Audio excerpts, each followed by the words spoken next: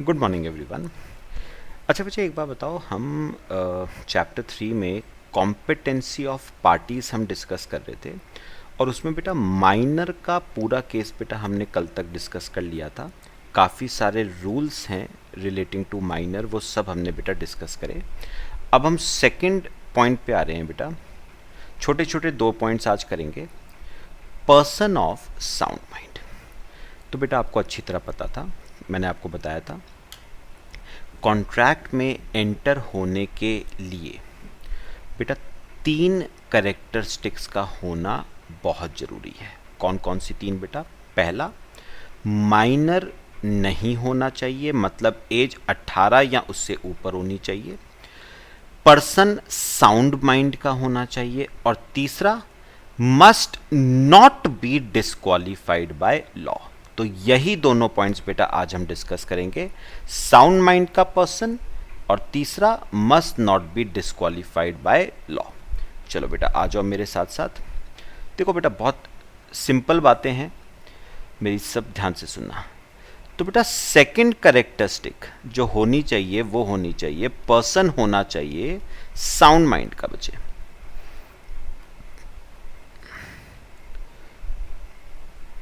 Person होना चाहिए of sound mind.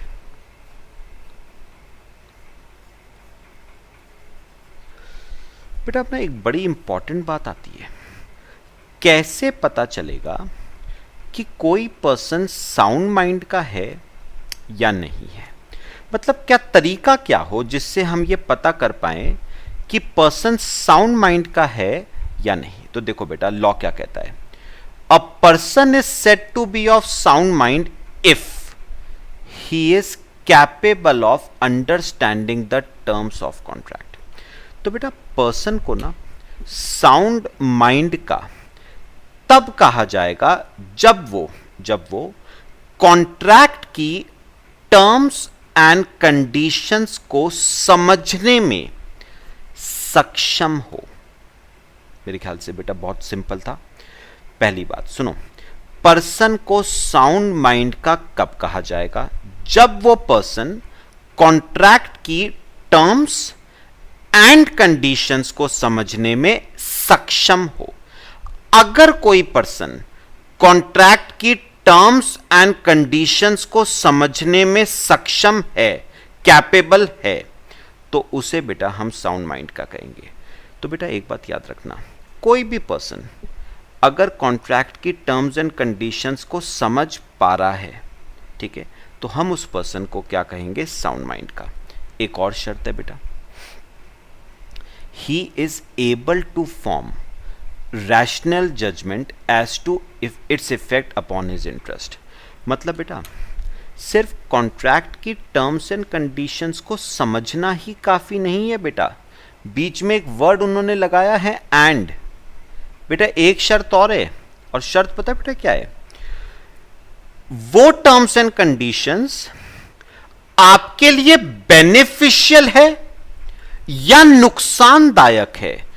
जो पर्सन ये चीज डिसाइड कर पाए ना, उसे हम कहेंगे बेटा साउंड माइंड का। मतलब सुनो, साउंड माइंड का पर्सन बेटा पहला तो शर्त क्या है? वो कॉन्ट्रैक्ट की टर्म्स एंड कंडीशंस को समझ पाए, ये पहली शर्त है। दूसरी बात, वो ये डिसाइड कर पाए कि उसके लिए ये टर्म्स एंड कंडीशंस एडवांटेजियस है, मतलब बेनिफिशियल है, या ये टर्म्स एंड कंडीशंस डिसएडवांटेजियस है, मतलब नुकसानदायक है। तो जो पर्सन टर्म्स एंड कंडीशंस को समझ सकता है और ये डिसाइड कर सकता है कि वो टर्म्स एंड कंडीशंस उसके लिए एडवांटेजियस है या डिसएडवांटेजियस है, उसको बेटा हम कहेंगे साउंड माइंड का। बात समझ आई? मैंने क्या कहा बेटा? मैंने कहा पर्सन ऑफ साउंड माइंड कौन होगा बच्चे? पहली बात तो बेटा शॉर्ट में लिख रहा हूं, पहली बात तो बच्चे वो कॉन्ट्रैक्ट की टर्म्स एंड कंडीशंस को समझ पाए। तो पहली शर्त तो ये है कि he can understand, he is capable of understanding the terms and conditions in the contract. अगर वो कॉन्ट्रैक्ट की टर्म्स एंड कंडीशंस को समझने में सक्षम है, तो हम उसे बेटा पर्सन ऑफ साउंड माइंड कहेंगे। लेकिन बेटा एक शर्त और है, सिर्फ बेटा टर्म्स एंड कंडीशंस को समझना ही जरूरी नहीं है। एक शर्त और है, क्या आप ये डिसीजन ले पा रहे हो, क्या आप ये डिसीजन ले पा रहे हो कि वो टर्म्स एंड कंडीशंस आपके लिए एडवांटेजियस है या वो टर्म्स एंड कंडीशंस आपके लिए डिसएडवांटेजियस है। तो बेटा जो टर्म्स एंड कंडीशंस को समझ पाए और ये डिसाइड कर पाए कि वो टर्म्स एंड कंडीशंस उसके लिए एडवांटेजियस हैं, फायदेमंद हैं या डिसएडवांटेजियस हैं, नुकसानदायक हैं, उसी को बेटा हम पर्सन ऑफ साउंड माइंड कहेंगे।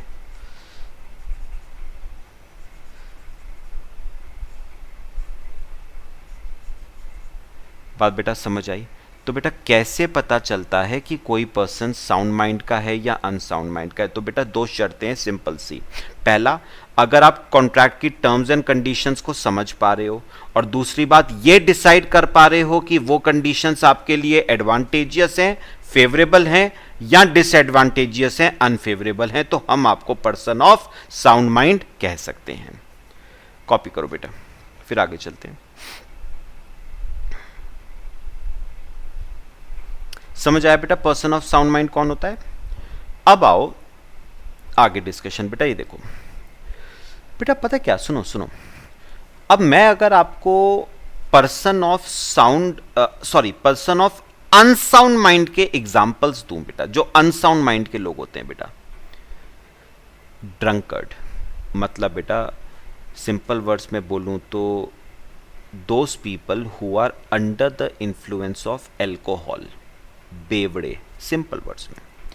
तो मुझे एक बात बताओ बेटा, जो person under the influence of alcohol है, वो मुझे बताओ, he is not capable of understanding the terms of contract. वो कॉन्ट्रैक्ट की टर्म्स एंड कंडीशंस को अंडरस्टैंड करने में, समझने में, ये डिसाइड करने में कि वो एडवांटेजियस है या डिसएडवांटेजियस है, वो सक्षम नहीं है। तो याद रखना बेटा, जो ड्रंकर्ड होता है, he is not capable of understanding the terms of the contract, he is not capable of deciding whether that contract is advantageous for him or disadvantageous for him। इसलिए बेटा हम ड्रंकर्ड को क्या कहते हैं? Person of unsound mind. Intoxicated person, वही बात आ जाती है बेटा जिसने ड्रग्स वगैरह से कंज्यूम कर रखे हैं। अब मुझे बताओ, जिसने बेटा ड्रग्स कंज्यूम कर रखे हैं वो भी बेटा पर्सन ऑफ अनसाउंड माइंड है। क्यों? क्योंकि बेटा he is also not capable of understanding the terms of contract, he is also not capable of deciding whether that contract is beneficial for him और डिसएडवांटेजियस फॉर हिम। वो इस बात को समझने में सक्षम नहीं है, इसीलिए हम उसको क्या कहते हैं? Person of unsound mind. अच्छा, ऐसे ही बेटा अभी सुनना ध्यान से जो मैं कहूंगा। Patient in a lunatic asylum, बेटा ल्यूनेटिक असाइलम को सिंपल वर्ड्स में बोला जाए तो पागल खाना बेटा। तो बेटा याद रखना, पागल खाने में जो मरीज है ना, ल्यूनेटिक असाइलम में जो मरीज हैं, वो भी बेटा सब के सब क्या हैं? अनसाउंड माइंड के। क्यों? Because they are not capable of understanding the terms of contract, they are not capable of deciding whether those terms and conditions are advantageous for them और डिसएडवांटेजियस फॉर देम। इसीलिए हम उनको क्या कहते हैं? Persons of unsound mind. लेकिन बेटा अगर मैं आपसे ना एक छोटी सी एक बात करूं, इन दोनों में और बेटा इनमें डिफरेंस क्या है? बेटा जो ड्रंकर्ड होता है ना, जो ड्रंकर्ड होता है वो बेटा अनसाउंड माइंड का, सुनो बात समझना जो मैं कहूंगा बेटा, दिन में बेटा 24 घंटे हैं, बात समझना, बहुत सिंपल बातें बेटा। दिन में बेटा 24 घंटे हैं, जितना मर्जी बेवड़ा हो बेटा, जितना मर्जी पियक्कड़ हो, 24 घंटे तो नहीं पीता ना, बात समझो। दिन में 2 घंटे पी लेगा, 3 घंटे पी लेगा, 4 घंटे पी लेगा, इससे ज़्यादा क्या पी लेगा। इसका मतलब एक बात समझो बेटा, जो ड्रंकर्ड होता है ना वो वैसे अनसाउंड माइंड का नहीं होता है, वैसे वो साउंड माइंड का ही है बेटा। मतलब दिन में 20 घंटे वो नहीं पीता, तो बेटा 20 घंटे तो वो साउंड माइंड का ही रहता है। मतलब अगर आप एक दो घंटे आप पी भी लेते हो तो उसका इफेक्ट 3-4 घंटे तक रहता है ना। तो कहने का मतलब यह है कि जो ड्रंकर्ड होता है, जो बेवड़ा होता है, जो एल्कोहल के इन्फ्लुएंस में है, वो पूरे दिन बेटा अनसाउंड माइंड का नहीं होता है, वो वैसे साउंड माइंड का होता है, वो वैसे बिल्कुल साउंड माइंड का है, कोई दिक्कत नहीं है। बट जब वो एल्कोहल के इन्फ्लुएंस में होता है ना, then he is of unsound mind. मतलब जनरली वो साउंड माइंड का है, 20 घंटे वो साउंड माइंड का रहता है, लेकिन जब वो एल्कोहल के इन्फ्लुएंस में होता है, ओकेजनली वो क्या होता है बेटा, अनसाउंड माइंड का। बेटा पागल खाने में जो मरीज है ना, उसके साथ ऑपोजिट होता है, वो बेटा जनरली वो अनसाउंड माइंड का ही होता है। मतलब दिन में 20-22 घंटे वो 18-20 घंटे वो अनसाउंड माइंड का ही होता है। कभी कभार दिन में कभी कभार वो अकलमंदी की बात करता है बेटा, मतलब ओकेजनली ऑफ साउंड माइंड। तो डिफरेंस समझो बेटा, जो ड्रंकर्ड होता है वो पूरे दिन अनसाउंड माइंड का नहीं होता है, वो सिर्फ उसी पीरियड में अनसाउंड माइंड का है when he is under the influence of alcohol. ठीक है, अच्छा नशा उतरा, आप साउंड माइंड के बेटा, लोग पहचान भी नहीं पाएंगे बेटा कि आप कभी अनसाउंड माइंड के थे। बात समझो, आपका एल्कोहल का इफेक्ट जैसे ही आपके ऊपर से उतरेगा आप साउंड माइंड के।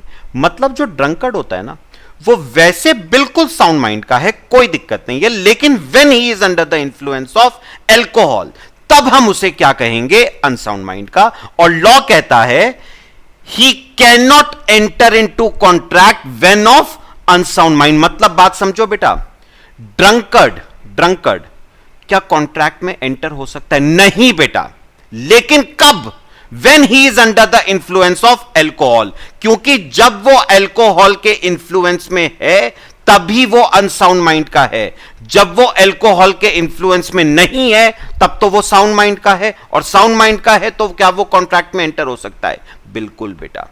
तो मेरा कहने का मतलब बेटा यह है कि जो ड्रंकर्ड होता है ना, वो वैसे बेटा बिल्कुल सही होता है साउंड माइंड का, लेकिन हाँ when he is under the influence of alcohol तब वो अनसाउंड माइंड का होता है। और लॉ ने कहा तू जब एल्कोहल के इंफ्लुएंस में है ना, तू अनसाउंड माइंड का है, और तू अनसाउंड माइंड का है तो तू कॉन्ट्रैक्ट में एंटर नहीं हो सकता। नशा उतरेगा तेरा, तू फिर से साउंड माइंड का है, तू फिर से कॉन्ट्रैक्ट में एंटर हो सकता है। बात समझना, नशा उतरेगा तू साउंड माइंड का बन जाएगा, तू साउंड माइंड का बनेगा, तू कॉन्ट्रैक्ट में एंटर कर सकता है। लेकिन जब तक तेरे दिमाग पे एल्कोहल का इफेक्ट अभी कायम है, तू अनसाउंड माइंड का है और तू कॉन्ट्रैक्ट में एंटर होने के लिए इनकॉम्पिटेंट है बेटा। बेटा ल्यूनेटिक असाइलम में जो पेशेंट है ना, उनके साथ ऑपोजिट है, वो बेटा वैसे अनसाउंड माइंड के ही है, लेकिन हाँ दिन में एक आधी बार या हफ्ते में एक आधी बार वो कभी कभार साउंड माइंड के होते हैं, नहीं तो नहीं। ठीक है, तो लॉ ने कहा वैसे तुम अनसाउंड माइंड के ही हो, साउंड माइंड के कभी कभार होते हो। तो जब तुम साउंड माइंड के हो तब तुम कॉन्ट्रैक्ट में एंटर कर सकते हो। तो बात समझ आई बेटा? ड्रंकर्ड कॉन्ट्रैक्ट में एंटर कब, मेरे को बात बताओ, ड्रंकर्ड कॉन्ट्रैक्ट में एंटर कब कर सकता है बेटा? जब वो साउंड माइंड का है। पेशेंट इन ल्यूनेटिक असाइलम भी कॉन्ट्रैक्ट में एंटर कब कर सकता है? जब वो साउंड माइंड का है। ड्रंकर्ड कॉन्ट्रैक्ट में एंटर कब नहीं कर सकता? When he is under the influence of alcohol, जब वो अनसाउंड माइंड का है। और जो patient in a lunatic asylum है वो तो बेटा जनरली अनसाउंड माइंड का ही होता है, तो वो कॉन्ट्रैक्ट में एंटर नहीं कर सकता। वो सिर्फ तभी कॉन्ट्रैक्ट में एंटर कर सकता है जब वो साउंड माइंड का होगा। तो बेटा डिफरेंस आपको समझ आया? तो ये कुछ एग्जाम्पल्स थे पर्सन्स ऑफ अनसाउंड माइंड के। समरी करूं तो बेटा बात सिंपल है, आप कॉन्ट्रैक्ट में एंटर तभी कर सकते हो जब आप साउंड माइंड के हो। अगर आप अनसाउंड माइंड के हो तो आप कॉन्ट्रैक्ट में एंटर होने के लिए इनकॉम्पिटेंट हो, आप कॉन्ट्रैक्ट में एंटर नहीं कर सकते। सब बताओ बेटा, जितना हमने डिस्कशन किया बेटा क्लियर हुआ सबको? ठीक है। और बेटा लास्ट टॉपिक हमारा आता है must not be disqualified by law. तो बेटा लॉ ने ना एक बात साफ कही थी, लॉ ने कहा था आपकी एज 18 से ज्यादा है, 18 साल से ज्यादा है, आप साउंड माइंड के भी हो, लेकिन अगर आपको लॉ ने डिस्क्वालीफाई कर दिया है, मैं जो बोल रहा हूं ध्यान से सुनना, अगर आपको लॉ ने डिस्क्वालीफाई कर दिया है तो आप कॉन्ट्रैक्ट में एंटर नहीं हो सकते, ऑल्दो आप 18 से ऊपर के हो, ऑल्दो आप साउंड माइंड के हो। और बेटा लॉ ने किस किस को डिस्क्वालीफाई करा हुआ है? कॉन्विक्ट्स को।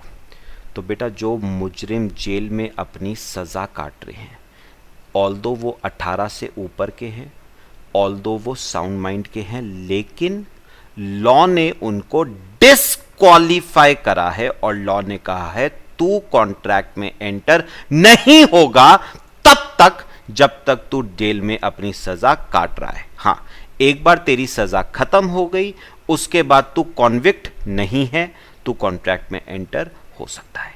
बात समझ आई? अच्छा, और किसको बेटा डिस्क्वालीफाई करा है? इंसॉल्वेंट को भी बेटा कॉन्ट्रैक्ट ने लॉ ने डिस्क्वालीफाई करा है। इंसॉल्वेंट ने कहा है, सुनो, लॉ ने क्या कहा है? लॉ ने कहा है बेटा तेरा तो दिवालिया निकल चुका है, तू तो बैंक करप्ट हो चुका है, इंसॉल्वेंट हो चुका है, तू कॉन्ट्रैक्ट में एंटर होके करेगा क्या? तो लॉ ने कहा तू भी बेटा कॉन्ट्रैक्ट में एंटर होने के लिए इनकॉम्पिटेंट है, तू तो कॉन्ट्रैक्ट में एंटर होके करेगा क्या? बात समझ आई? और बेटा किस किस को डिस्क्वालीफाई करा है? Statutory corporations. बेटा मैं आपको ना इसका ज़्यादा डिटेल में नहीं, लेकिन हाँ थोड़ा सा बेटा मैं आपको केस समझाऊंगा। जैसे बेटा बहुत सारी ना स्टैट्यूटरी कॉरपोरेशंस होती हैं। स्टैट्यूटरी कॉरपोरेशंस वो होती हैं which are formed under a statute और लॉ। जैसे मैं अगर थोड़ा सा आपको एक एग्जांपल दूं, जैसे NHAI मतलब बेटा national highway authority of India. NHAI जो हाईवेज वगैरह के कॉन्ट्रैक्ट्स में डील करती है। ध्यान से सुनना बेटा, मैं एग्जांपल नहीं दे रहा हूं, सिर्फ थोड़ा सा आपको समझा रहा हूं बेटा, उतना इंपॉर्टेंट नहीं है बेटा। पता है ये जो स्टैट्यूटरी कॉरपोरेशंस होती है ना, आप लोग आगे बेटा पढ़ोगे, इनके ना बेटा एक डॉक्यूमेंट होता है इनका MOA, जिसे हम कहते हैं बेटा मेमोरेंडम ऑफ एसोसिएशन। तो जब मैं आपको बेटे कंपनीज एक्ट पढ़ाऊंगा ना, कंपनीज एक्ट 2013 में आपको पढ़ाऊंगा, तो उसमें आप लोग पढ़ोगे कि जो कंपनीज होती हैं उनका एक डॉक्यूमेंट होता है memorandum of association. Memorandum of association में ना काफी सारे बेटा 6 to 7 क्लॉजेज आते हैं। Name clause, situation clause, object clause, capital clause, liability clause, subscription clause, ऐसे करके काफी सारे बेटा क्लॉज आते हैं। ध्यान से सुनना बेटा, उनमें से ना एक क्लॉज होता है बेटा ऑब्जेक्ट क्लॉज, उनमें से एक क्लॉज होता है ऑब्जेक्ट क्लॉज। बेटा ये ऑब्जेक्ट क्लॉज ना मोस्ट इंपॉर्टेंट क्लॉज बेटा यही होता है, ऑब्जेक्ट क्लॉज। बेसिकली पता है ऑब्जेक्ट क्लॉज में क्या लिखा होता है कि इस कंपनी को बनाने के पीछे, इस कंपनी को बनाने के पीछे पर्पस क्या है, ये कंपनी क्यों बनाई गई है, ये कंपनी क्या बिजनेस करेगी, ये कंपनी कौन से कॉन्ट्रैक्ट्स में एंटर कर सकती है, ये सब बेटा आपके ऑब्जेक्ट क्लॉज में लिखा होता है। मतलब motive behind incorporation of this company क्या है, हमने ये कंपनी क्यों बनाई है, ये क्या बिजनेस करेगी, ये कौन से कॉन्ट्रैक्ट्स में एंटर कर सकती है, कौन से कॉन्ट्रैक्ट्स में एंटर नहीं कर सकती, मोटिव, पर्पस, ऑब्जेक्टिव इस कंपनी को बनाने का क्या है, वो सब बेटा आपके ऑब्जेक्ट क्लॉज में लिखा होता है। अब एक बात सुनना, मैं ध्यान से बात समझो, सिंपल बात है बेटा, सुनो एग्जांपल ले रहा हूं बेटा सिर्फ। अब बेटा NHAI के ना ऑब्जेक्ट क्लॉज में लिखा हुआ है कि NHAI कैन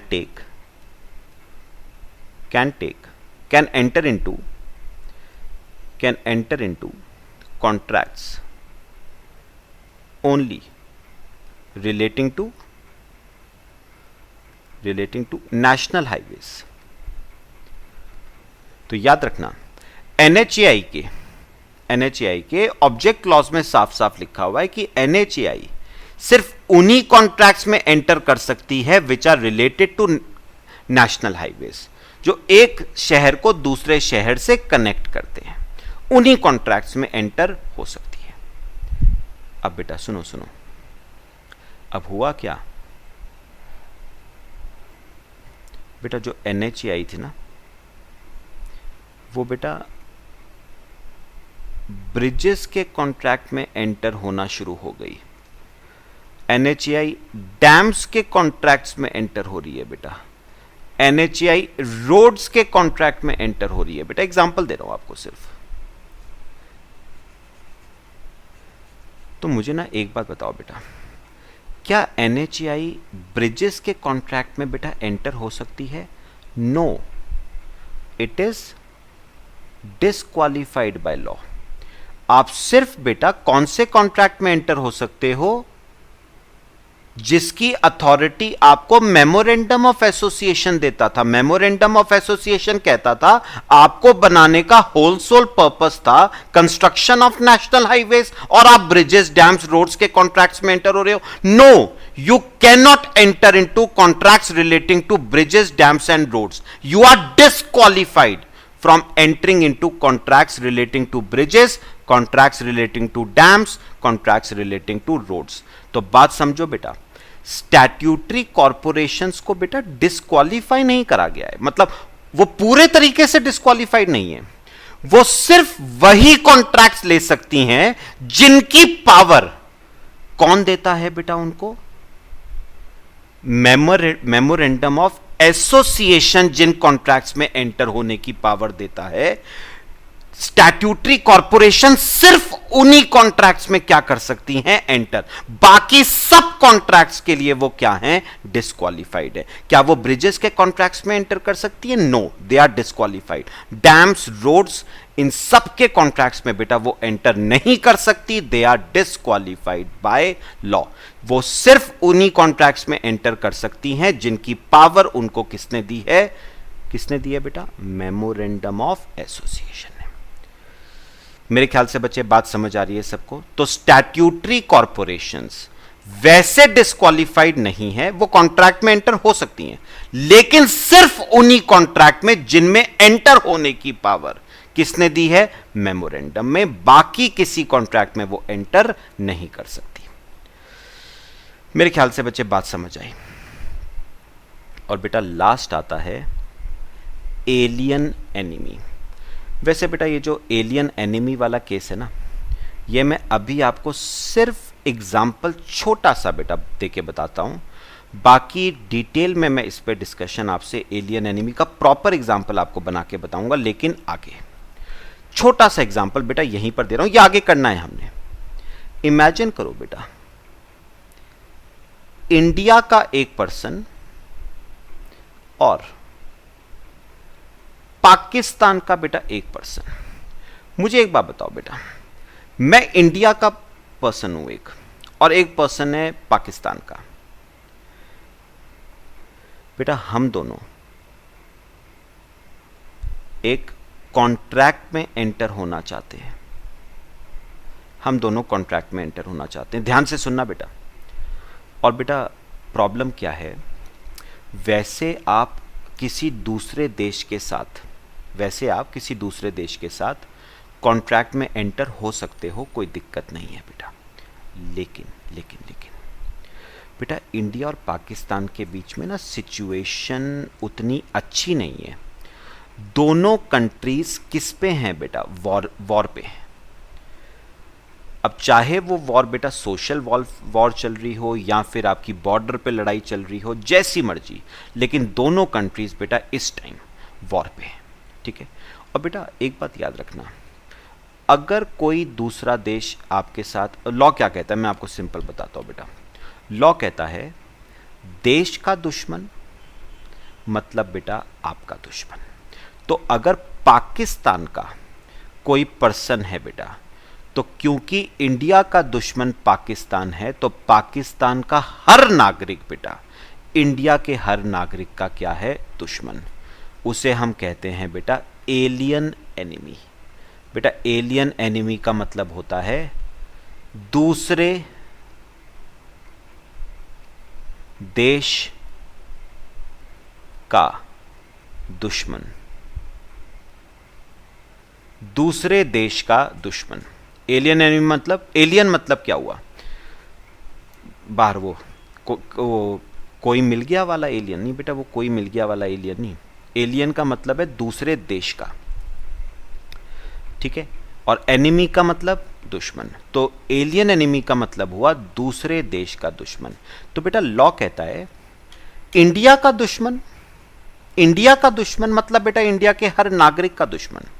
तो अगर पाकिस्तान इंडिया का दुश्मन है ना, तो पाकिस्तान का हर नागरिक इंडिया के हर नागरिक का दुश्मन है, और दुश्मन के साथ कॉन्ट्रैक्ट में एंटर नहीं हुआ जाएगा बेटा। तो मुझे एक बात बताओ बच्चे, इंडिया और पाकिस्तान दोनों वॉर पे हैं बच्चे, दोनों वॉर पे हैं। तो बेटा क्या इंडिया का कोई पर्सन पाकिस्तान के पर्सन के साथ कॉन्ट्रैक्ट में एंटर हो सकता है? The answer is no. Contract बेटा वॉइड होगा आपका। कॉन्ट्रैक्ट क्या हो जाएगा? वॉइड हो जाएगा बेटा आपका। क्यों? क्योंकि पाकिस्तान के साथ कॉन्ट्रैक्ट में एंटर, पाकिस्तान के नागरिक के साथ कॉन्ट्रैक्ट में एंटर नहीं हुआ जाएगा। पाकिस्तान का दुश्मन, इंडिया का दुश्मन बेटा इंडिया के हर नागरिक का दुश्मन होगा। तो याद रखना, इंडिया का दुश्मन पाकिस्तान, तो पाकिस्तान का हर नागरिक इंडिया के हर नागरिक का दुश्मन होगा, और दुश्मन के साथ कॉन्ट्रैक्ट में एंटर नहीं हुआ जाएगा। They are disqualified by law. और आजकल तो बेटा एक नया दुश्मन पैदा हो गया है, इंडिया और चाइना बच्चे। क्या इंडिया का कोई पर्सन चाइना के किसी पर्सन के साथ बेटा कॉन्ट्रैक्ट में एंटर कर सकता है?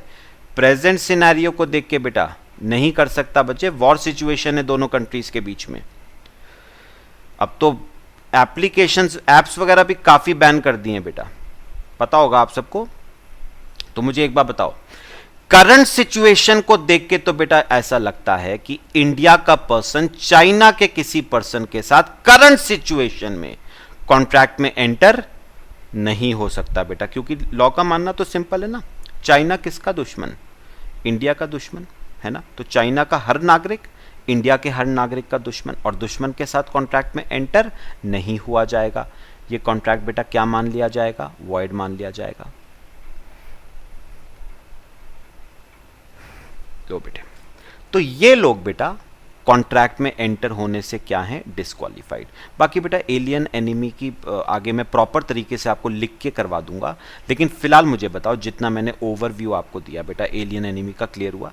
एलियन का मतलब होता है बेटा दूसरे देश का, और एनिमी का मतलब है दुश्मन। तो एलियन एनिमी का मतलब है दूसरे देश का दुश्मन। और लॉ क्या कहता है?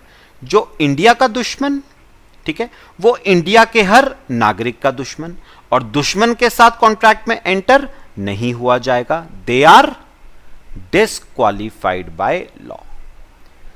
पक्का बताओ बेटा, समझ आया?